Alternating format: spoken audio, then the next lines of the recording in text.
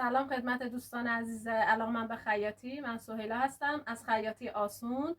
امروز قراره که طریقه درست اندازه‌گیری پایین تنه رو با هم یاد بگیریم که برای انواع دامن‌ها و شلوارها لازمه. برای اندازه‌گیری پایین تنه به دور کمر، دور باسن، قد دامن یا شلوار احتیاج داریم.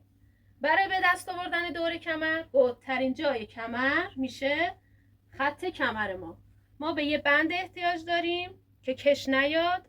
در اصطلاح خیاطی بند کرسله میگم بهش. دور کمر میبندیم. اگر نتونستین تشخیص بدین بودی کمر رو، میتونین ناف رو در نظر بگیرین. 3 انگشت بالای ناف دور کمر هستش.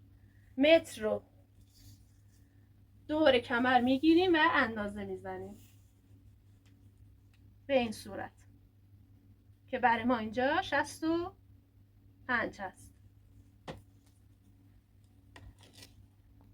برای اندازه‌گیری باسن، برآمده ترین قسمت باسن میشه دور باسن. متر رو میذاریم، دور باسن رو اندازه میگیریم.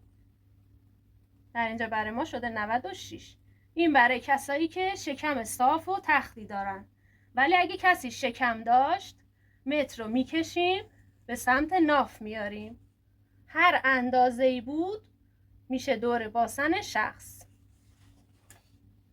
برای اندازه‌گیری قد دامن از بند کرسله تا هر جایی که دلمون خواست اندازه میزنیم.